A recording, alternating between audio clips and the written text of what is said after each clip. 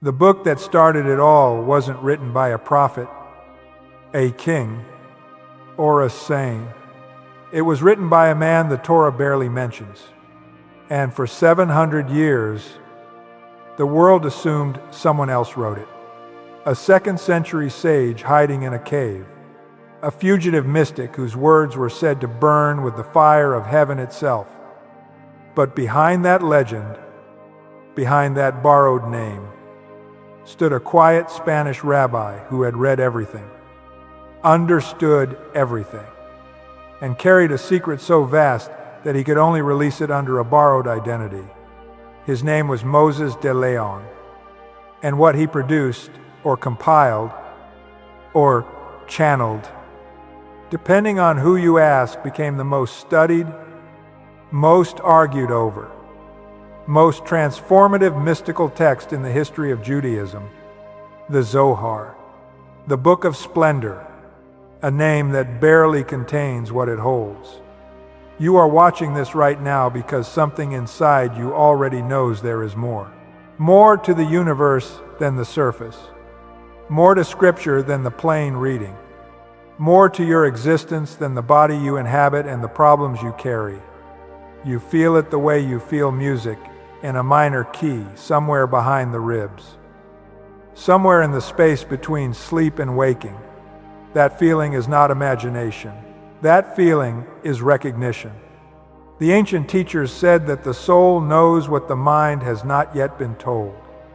That recognition, that persistent ache for depth, that sense that every conversation about God you have ever heard has only grazed the surface of something enormous that is your soul telling you something true. You didn't stumble onto this video. You were led here. And the story I am about to tell you, the real story of how the most important mystical text in the Western world came to exist, is also, in a deeper way, the story of you. Because the Zohar does not merely teach, it reveals. And what it reveals, once you understand how it arrived, is something that changes the way you read everything that came before it, and everything that is happening to you right now. So before we go any further, if what you are hearing right now is landing somewhere deep in your chest, I want you to do something like this video right now and leave a comment below with the words, "I carry hidden light." That is your declaration for today. Not a prayer of asking, but a statement of being. Say it like you mean it.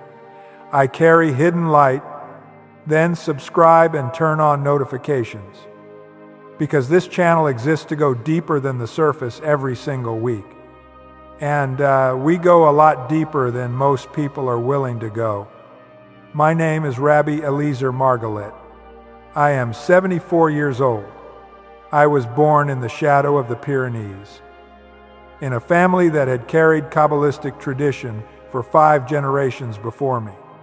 My grandfather would not allow the Zohar to be placed on a lower shelf, not because it was fragile, because he believed the words inside it were still alive, still emanating, still doing the work they were written to do. I grew up with that reverence before I grew up with the understanding, and I have spent 50 years building the understanding to match the reverence. What I am about to share with you is not a lecture. It is not an academic exercise. It is an unfolding, a slow opening of a door that, once opened, cannot be closed again. And that is exactly what Moses de Leon intended. Let us begin with the man the title calls Moses' teacher, because the title of this video is a provocation, and a good provocation deserves an honest answer. Shimon bar Yochai was a second-century sage, a student of Rabbi Akiva, the greatest Talmudic teacher of his generation, Rabbi Akiva, who had watched 24,000 of his disciples die in a terrible plague, a plague that tradition teaches came because those students did not honor one another with sufficient love. After that catastrophe, Rabbi Akiva found 5 new students to carry the flame. Shimon bar Yochai was among them, and he carried it with an intensity that frightened even his own generation. The Talmud records the story. Shimon sat in a gathering of sages, and the Romans were discussed. One rabbi praised Roman roads, Roman marketplaces, Roman bathhouses. Shimon said something different.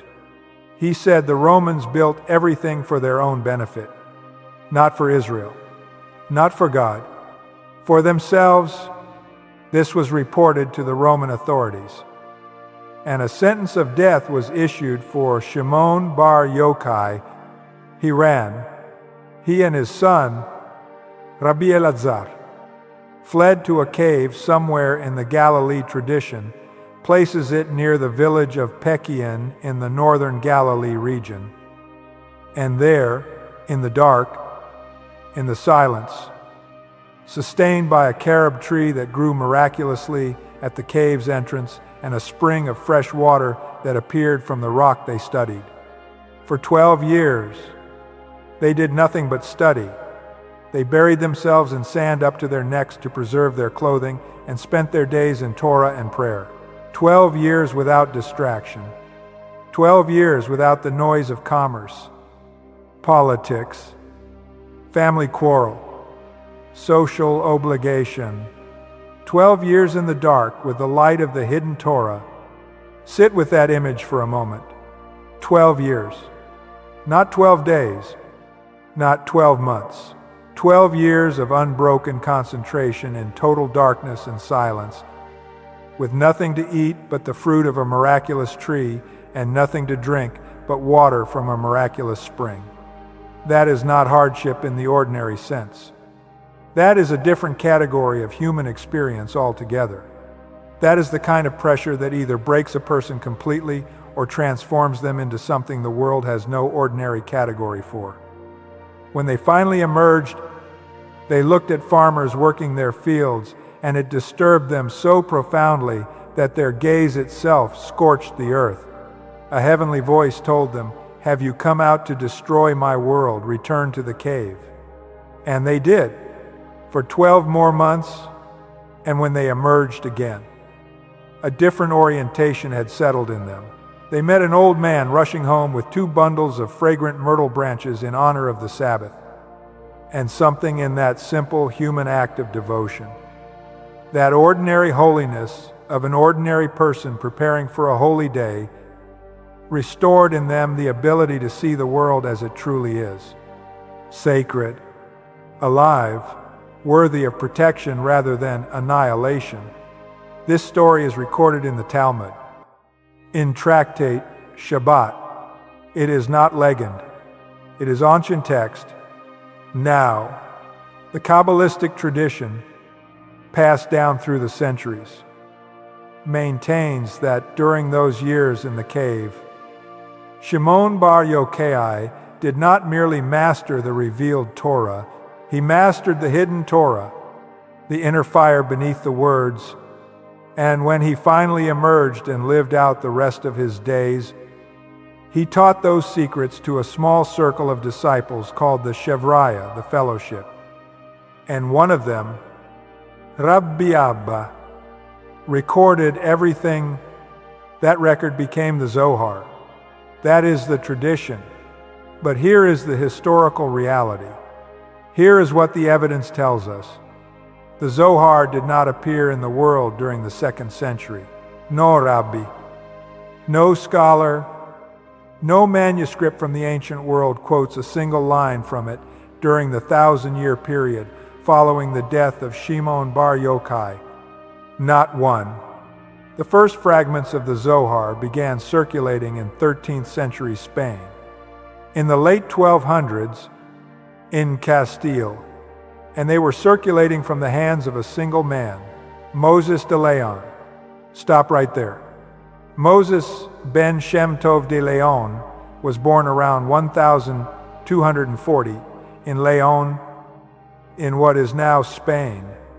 He was a Spanish rabbi and Kabbalist who spent his life as a traveling scholar, moving through the Jewish communities of Castile, absorbing every mystical text he could find, corresponding with the greatest Kabbalistic minds of his generation. He was contemporaries with other remarkable Kabbalists, including the brilliant Joseph Gikatilla, whose own work deeply influenced the emerging mystical synthesis of 13th-century Spain. Moses de Leon was not a famous man. He was not wealthy. He was not powerful in the way that rabbis with great academies or wealthy patrons were powerful. He was, in many ways, a marginal figure, brilliant, restless, burning with something that the conventional study halls could not contain. Beginning in the late 1200s, he began distributing pages, handwritten pages in Aramaic, presenting themselves as the teachings of the ancient Rashbi, the Rabbi Shimon bar Yochai, and his circle of disciples. At first, people received these pages with curiosity, then with excitement, then with something close to reverence, because what was on those pages was unlike anything that had ever circulated before. It was not a straightforward legal text. It was not a commentary in the usual sense. It was something completely other, a mystical narrative, written in elevated Aramaic, moving through biblical passages not to explain their surface meaning, but to crack them open and reveal the fire beneath. It spoke of the Ein Sof, the infinite, limitless aspect of God that has no form, no attribute, no name that can fully contain it. It spoke of 10 divine emanations called Sephirot, 10 modes or channels through which that infinite light flows into creation, like white light breaking into color through a prism. It mapped the inner life of the divine and, simultaneously, the inner life of the human soul. It declared that these two maps are identical, that we are made in the image of God not merely morally but structurally, that the architecture of the human soul mirrors the architecture of divine emanation. Nothing in the Jewish world had said it quite like this before. Are you beginning to feel why those pages caused a revolution? Do you understand why scholars who received them stayed up through the night, passing them hand to hand?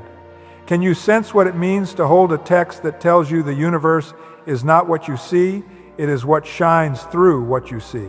When Moses de Leon was asked directly, and he was asked whether he himself had written these pages, he denied it. He claimed to be copying from an ancient manuscript, the original writings of Shimon bar Yochai, brought somehow from the land of Israel, after Moses de Leon died in 1305. An investigator named Isaac of Akko traveled to his widow in Avila. Hoping to see this ancient manuscript, the widow told him plainly there was no ancient manuscript. Her husband had written everything himself. She believed he had attributed his work to Shimon bar Yochai in order to give it the authority it needed to be received. Modern scholars, led by the great 20th century researcher Gershom Scholem, analyzed the Zohar's language, its vocabulary, its stylistic fingerprints, and compared them to Moses de Leon's verified Hebrew writings. The case they built was overwhelming. The Zohar, in its primary body, is the work of Moses de Leon, written in a deliberately archaic Aramaic that he constructed to sound like a second-century text, a literary and spiritual act of immense ambition. Read it again. A deliberately archaic Aramaic that he constructed to sound like a second-century text. This means Moses de Leon did not simply write a mystical book. He built a language within a language. He created a voice that was not his own voice in order to carry a truth that he knew could not be received in his own voice. He became a ghostwriter for an ancient sage who may have carried the seed of this wisdom. And Moses de Leon opened that seed and let it grow into a forest, That is not a small thing. That is an act of radical spiritual self-erasure in service of something larger than personal credit. Now here is where the teaching gets complicated, and I want you to stay with me, because the complication is where the wisdom lives. Does the question of authorship diminish the Zohar? Should it? Think carefully before you answer. If a text tells the deepest truth about the nature of God and the human soul, if it maps spiritual reality with an accuracy that centuries of practitioners have confirmed through their own inner experience, does it matter whether it was written in the 2nd century or the 13th? Does the truth become less true if we know the man who uncovered it? I want you to consider this for a moment. I want you to sit with it. Moses de Leon did not invent the mystical tradition he was working within. Kabbalistic teachings had been circulating in the Jewish world for over 100 years before him. The Sefer Yetzirah, the Book of Formation, is ancient. The Sefer Bahir appeared in 12th century Provence and was among the first texts to describe the Sephirot in the form the Zohar would later develop into full teaching. A rich network of mystical thinkers in Spain, including Moses de Leon's own contemporary and likely friend, Joseph Gicatilla, had been developing these frameworks for generations. Moses de Leon was not a forger in the sense of someone who created lies for personal gain. He was a vessel, a synthesizer, a man who took a century of mystical insight, filtered it through his own profound learning, and crystallized it into a form so complete, so internally coherent, so spiritually alive that it has never been surpassed. And he did it while traveling through Castile, homeless in many ways, selling pages to survive. That changes everything. Not because it makes the story comfortable. It does not. The question of false attribution is real and has been debated by honest Jewish scholars for centuries. But it changes everything because it reveals that the Zohar emerged not from the serene authority of an ancient cave, but from the desperate urgency of a man who believed his generation was losing something it could not afford to lose. And what was that something? The interior. Moses de Leon lived in a Jewish community that was in crisis. Spanish Jewish intellectual life in the 13th century was dominated by rationalist philosophy, by Maimonidean logic, by the attempt to reconcile Torah with Aristotle. These were not trivial pursuits. But Moses de Leon watched, and he feared that in the effort to make Judaism intellectually respectable to the Greek philosophical world, the Jewish people were losing their direct connection to the living fire of the divine. They were making God logical, debatable, manageable, and a God who can be made logically manageable can also, eventually, be made unnecessary. Moses de Leon's response was not to argue against logic. It was to offer something logic cannot touch. He offered the Zohar. Let me tell you what the Zohar actually teaches, because the debate about its authorship can distract from the breathtaking content of the work itself. The Zohar opens with an image from the book of Genesis, the very beginning, but it does not begin at the beginning. It begins before the beginning. It asks, what was there before creation? What was there before God said, let there be light? The answer the Zohar gives is this Ein Sof. Literally, in Hebrew, the words mean without end, no limit, no boundary, no attribute that the human mind can grasp. This is not a God who sits on a throne. This is not a God who can be painted on a ceiling. This is the ground of being itself, the infinite source from which all existence pours, endlessly, without diminishing. But if God is Ein Sof, if God is truly infinite and beyond all attribute, then how does creation exist at all? How does the finite emerge from the infinite? How does a world of limits emerge from something that has no limits? This is the question that the Sephirot answer. The Zohar teaches that the Ein Sof created, or more precisely, expresses 10 modes of divine being, 10 faces, 10 channels, 10 attributes through which the infinite light becomes accessible to finite creation without either falsifying the infinity or overwhelming the creation. These 10 Sephirot are not separate beings. They are not gods. They are aspects of the one divine reality, like facets of a single gem, each one catching the light differently, each one expressing something the others cannot alone express. Listen carefully. Among these 10 aspects, Chokhmah, divine wisdom, the first flash of insight before thought becomes articulate. Binah, divine understanding, the womb that receives that flash and develops it into form. Chesed, divine loving kindness, the outpouring generosity that gives without counting the cost.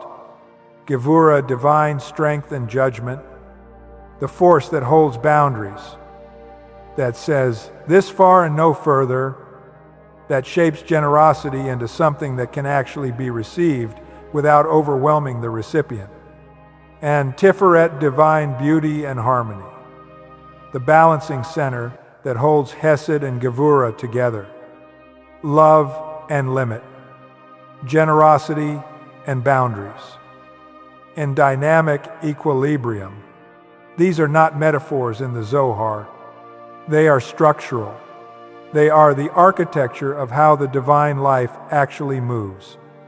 And the Zohar's radical claim, the claim that made it revolutionary then and keeps it alive now, is that the human soul is built on the same architecture, not symbolically, structurally.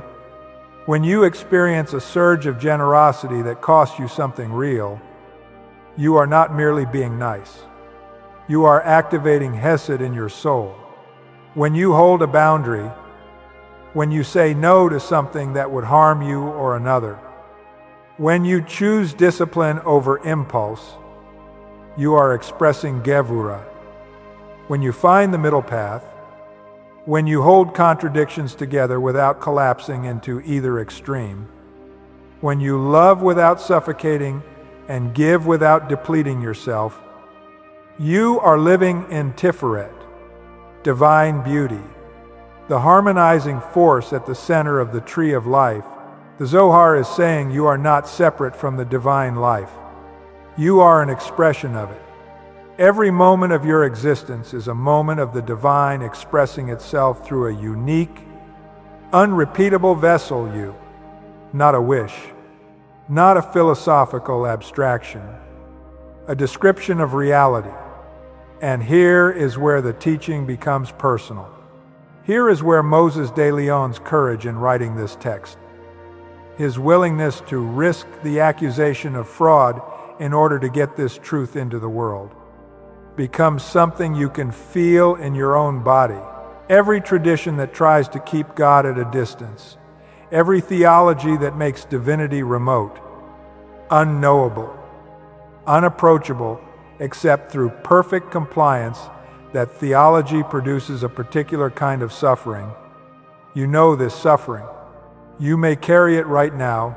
It is the feeling that you are not enough, that your access to the divine is conditional, that the love of God is something you must earn through performance rather than something you already swim in. It is the feeling that the gate is always slightly ahead of you, that you will reach it someday if you are good enough, disciplined enough, faithful enough, and that until then you must simply manage the distance. The Zohar's answer to that suffering is not comfort. It is revelation. It says you were never separate. The barrier you feel between yourself and the divine is not a fact about reality. It is a fact about perception. It is a constriction, a symptom of the self, a self-imposed limiting of the soul's natural awareness. And perception can change. Constriction can open. The vessel can become spacious enough to hold what it was made to hold. This is why Moses de Leon felt he had to write this book. This is why he felt he had to attribute it to the most powerful mystical voice in Jewish history, not to steal Shimon bar Yochai's identity, but to give his contemporaries permission to take the teaching seriously. He was not the first and will not be the last person in history who understood that packaging matters, that a truth presented without sufficient authority will be dismissed before it can be tested, that the wine needs the right vessel. And sometimes the vessel's name matters more than the vintner's name. Are you tired of carrying a faith that feels like obligation? Have you ever wondered whether there is a version of spiritual life that actually opens you rather than closing you down? Do you feel like something essential has been missing from every conversation about God you have ever had? If you said yes to any of those questions, stay with me. Because the Zohar does not merely describe the divine architecture, it prescribes a practice. It tells you what to do with this knowledge. The Zohar teaches that the divine and the human are connected through action, not through pure thought, not through abstract meditation alone, through conscious, intentional action, what Jewish tradition calls mitzvah, commandment, the directed movements of a life lived in response to the divine. But the Zohar does not describe mitzvot the way a legal text describes them. It describes them the way a musician describes notes. It says every act of kindness performed with full intention is an act that actually moves the Sephirot, that actually shifts the balance of divine energy in the universe, that actually contributes to the healing and restoration of a world that is broken. Tikkun, repair. You are not an observer of the cosmos. You are a participant. Your actions are not private, not contained within the borders of your own life. They ripple outward through a structure you cannot see, but that is always there, always responding, always registering the weight of what you choose. The Zohar holds one of the most demanding and most empowering ideas in all of religious literature, that what you do in an ordinary Wednesday afternoon, in a quiet moment of genuine kindness or genuine honesty, actually matters to the architecture of the universe, actually moves something, actually repairs something that was broken before you arrived. Not a metaphor, not an ancient form of moral motivation, a description of how the structure actually works. Every soul is a thread. Every conscious act tightens or loosens the weave. And the weave is being completed, is always in process of being completed, one soul at a time, one act at a time, in ways that the rational mind cannot measure, but the soul already knows. I want you to hear what that means for the pain you are in right now. Whatever has broken in your life, whatever relationship has collapsed, whatever dream has been deferred past the point where it still seems possible, whatever wound keeps reopening, no matter how many times you think you have healed it, the Zohar does not look at that wound and say, pray harder, be better, try again. The Zohar looks at that wound and says, this is where light needs to enter. This is where your tikkun lives. This is the specific place in the cosmic architecture that only your life, only your particular combination of suffering and longing and capacity can address. Your pain is not a punishment. It is a location, a precise address in the map of divine repair. Now I want to give you something practical, because mystical teaching that does not become practice is not mystical teaching, it is spiritual entertainment. Here is a practice drawn from the Zohar's framework, something you can begin tonight. The Zohar teaches that the divine light, the Or Ein Sof, the infinite light, is always present, always emanating. The problem is not that the light has withdrawn. The problem is that we have closed ourselves to it through distraction, through fear, through the accumulation of unexamined thought patterns that keep our attention locked on the surface of things. The Zohar calls this kind of accumulated spiritual obstruction the klipot, the husks, not evil in a dramatic sense, simply density, the layering of inattention over the soul's natural luminosity, the buildup of everything that tells you this is all there is. The visible is all there is. The measurable and manageable is all there is. The practice I am giving you is about beginning to thin those layers. So, before you sleep tonight, take 5 minutes. Only 5. Sit without your phone. Sit in whatever quiet you can find. And do 3 things in sequence. First, name one place in your life where you feel contraction. Not to analyze it, not to solve it, just to name it honestly. I feel contracted here. I feel closed here. I feel like the light is not reaching this place. That naming is itself an act of mystical honesty. The Zohar calls this facing the truth of one's own darkness without fleeing from it. Most people spend enormous energy either performing contentment they do not feel or drowning in darkness without naming it. The Zohar asks for something different, clear-eyed naming. This is where I am. This is the shape of my contraction. Second, breathe into that contracted place and say either aloud or silently the following phrase. The light that was before creation is not blocked by this. It is present. I cannot feel it, but it is present. You are not lying when you say this. You are asserting the Zohar's central claim about the nature of reality. You are practicing the consciousness of Ein Sof, the infinite light that exists independent of your ability to perceive it. You are training the mind to hold something larger than its current experience. Without denying the current experience, this is not positive thinking. It is something much more demanding, holding the truth of your pain and the truth of the light simultaneously. Third, name one act of kindness or repair, however small, that you will perform tomorrow. One act, not a list, not a plan. One specific act. I will call this person. I will write that letter. I will give that thing away.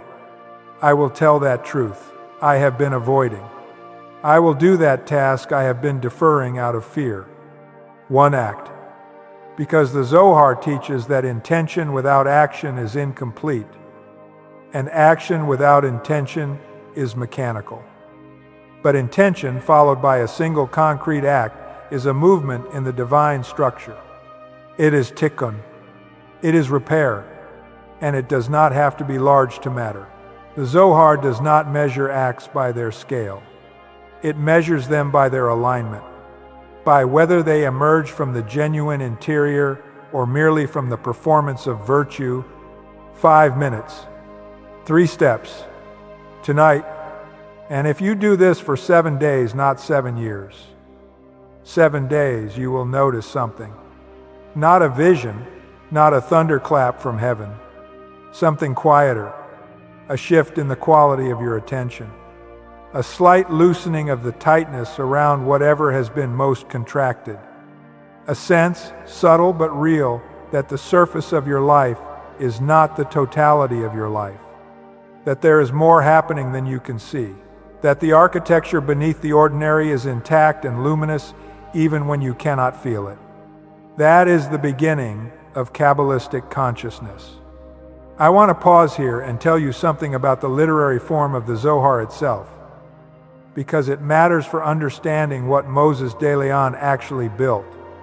The Zohar is not a single book in the way we usually think of books. It is a library, a collection of texts, moving and speaking in multiple registers. There are narrative sections where Rashbi and his disciples walk through the fields and forests of the Galilee, encountering strangers who turn out to be hidden sages, or sitting under trees and entering into conversations about the mysteries of creation that go on for pages and pages. There are dense Aramaic homilies on specific Torah passages. There are visionary sections describing the architecture of the divine worlds with the precision of a blueprint. and there are moments of extraordinary poetry passages where the language itself becomes the mystical event, where the words stop being about the experience and simply become the experience. This is not accidental.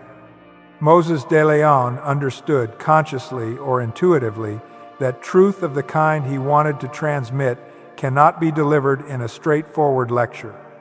The mind that tries to grasp mystical reality directly will always reduce it to something the mind already knows, and thereby miss it entirely. So, he wrapped the teaching in story.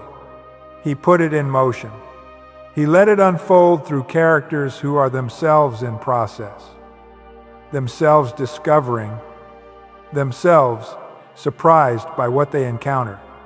When you read the Zohar, you are not receiving a completed teaching from a position of authority.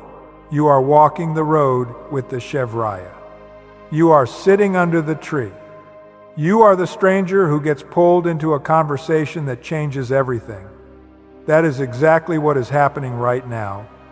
You are the stranger who stopped, who clicked, who stayed. And now you are in a conversation that, if you let it, will change something in you that has been waiting a very long time to change. Now let me tell you something about Moses de Leon that history has almost forgotten. He was not a comfortable man. He was not a man of established position. He traveled. He sold pages to support himself. He argued with scholars who dismissed him. He watched his peers chase status and certainty while he chased something he could barely name.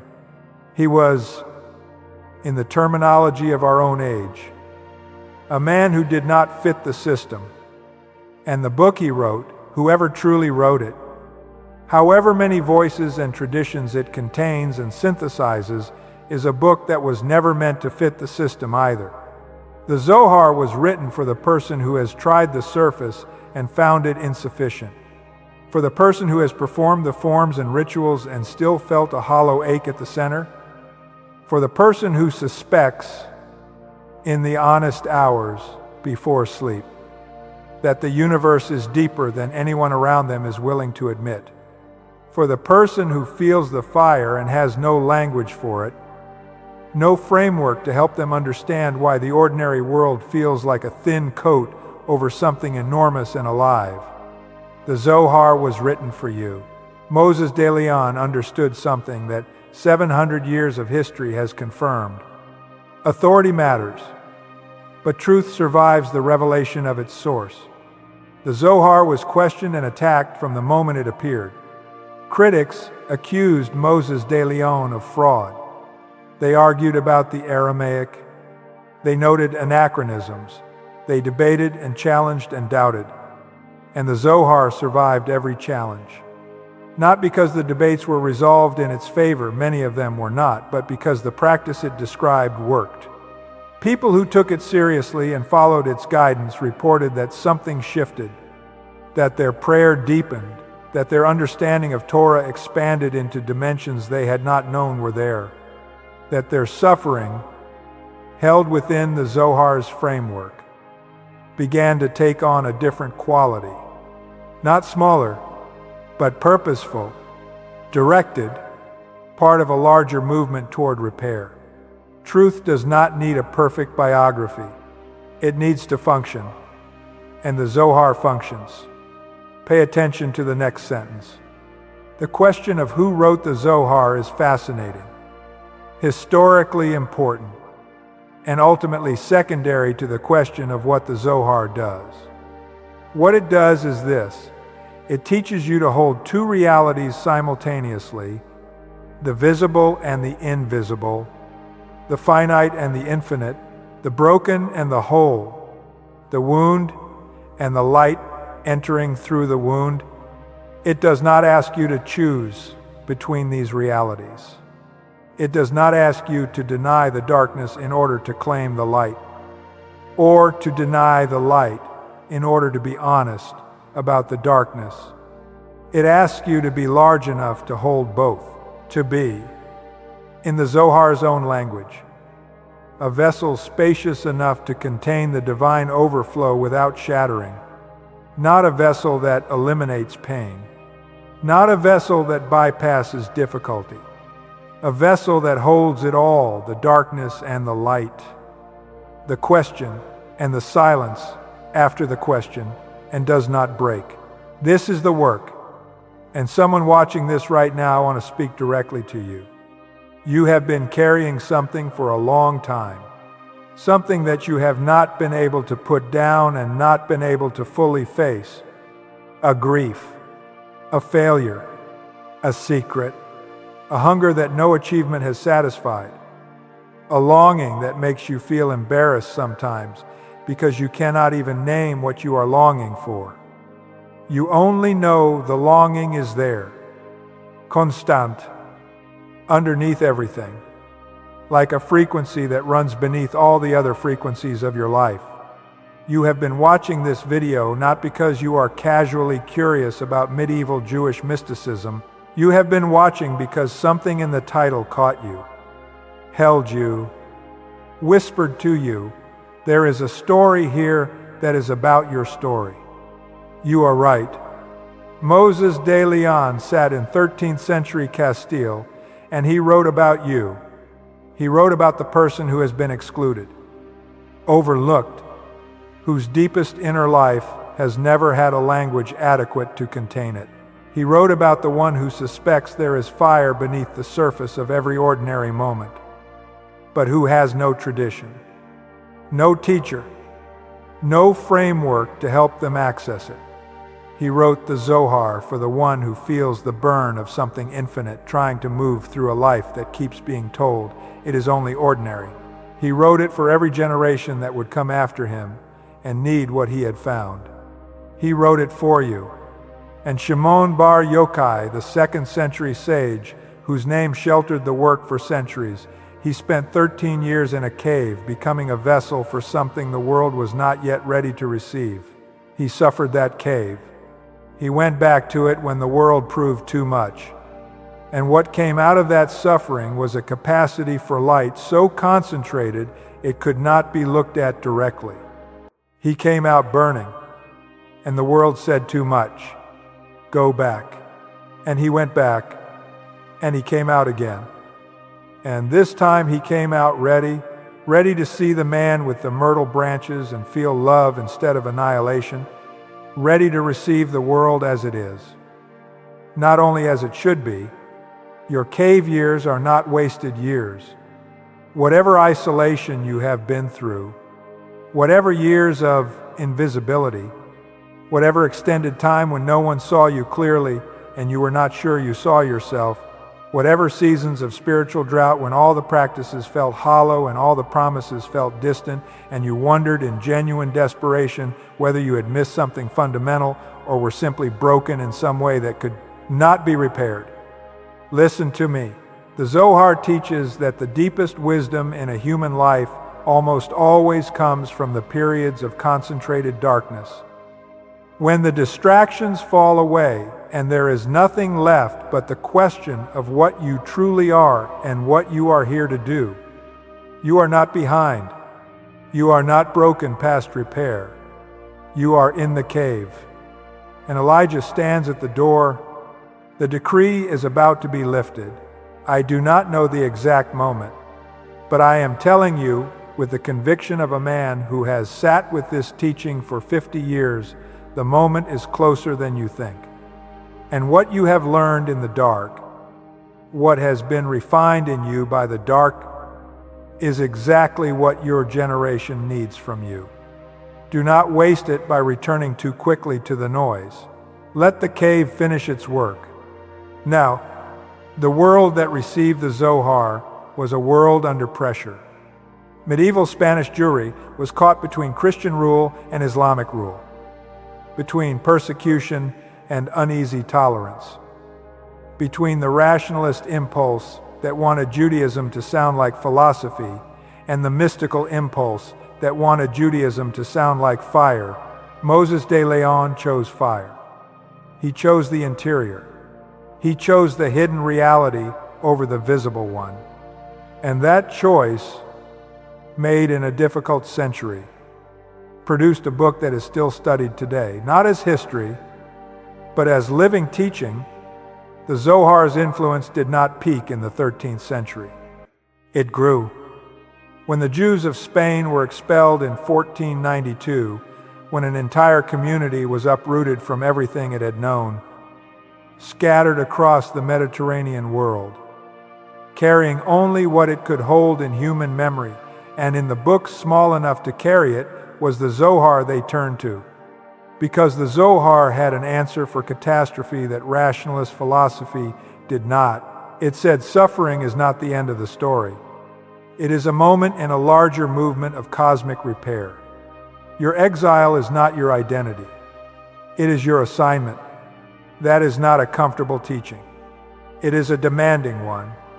But it is also a teaching that has kept people alive and purposeful through circumstances that should have destroyed them. The mystical tradition says that those expelled Jews carried the Zohar into the Ottoman Empire, into North Africa, into Safed in the Galilee, where, in the 16th century, a new generation of Kabbalists would take the Zohar's seed and grow it into the full flowering of Lurianic Kabbalah, with its doctrine of cosmic shattering and cosmic repair. Its insistence that every human soul contains within it not just personal purpose, but cosmic necessity, that without you, the repair cannot be completed. This is what the most important text in Kabbalah contains.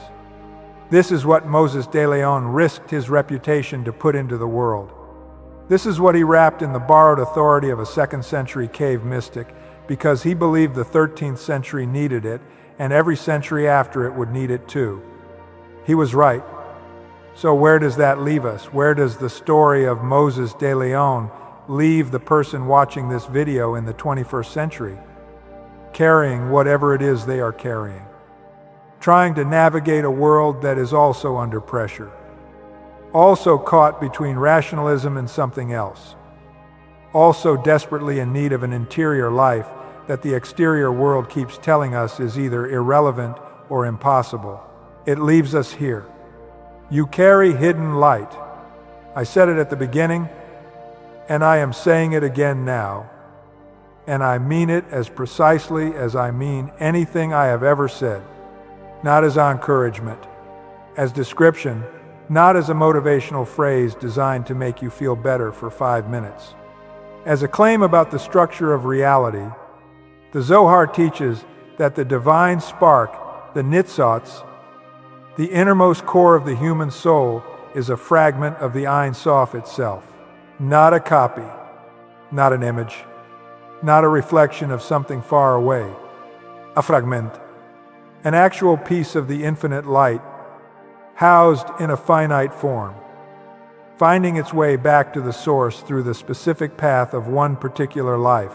Your life, the one that began where it began, that is gone where it is gone, that has accumulated every wound and every breakthrough and every moment of unexpected grace that you have known. All of it, carrying the light. The book that started it all was written by a man who understood that some truths can only be told under a borrowed name, that the vessel sometimes has to disappear so the wine can be received, that the teacher sometimes has to become invisible so the teaching can be heard. Moses de Leon's name was nearly lost to history. The Zohar survived, and what survived carries, in every page, the question that was always his real question and yours.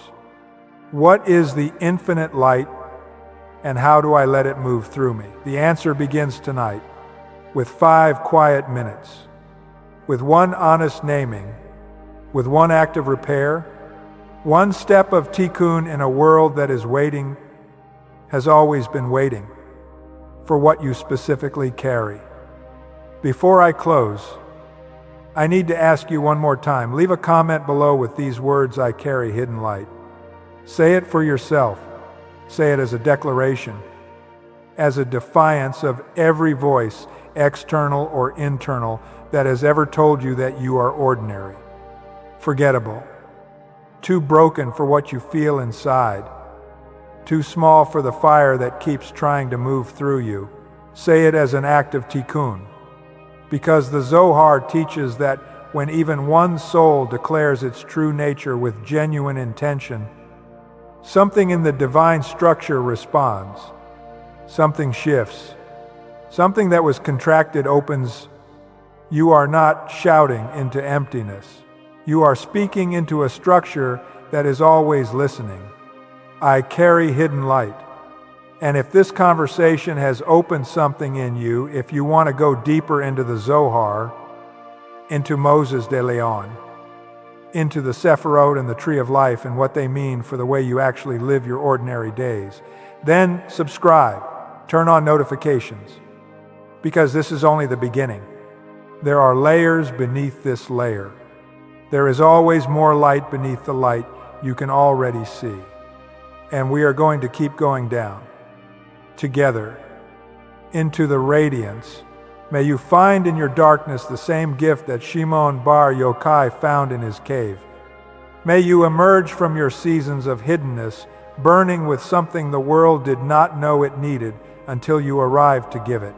May the Book of Splendor, written by whatever hands, in whatever century, under whatever name, carried forward by whatever rivers of suffering and hope, illuminate for you the path that is uniquely yours, the path that no one else can walk, the repair that no one else can make. Go in light and carry it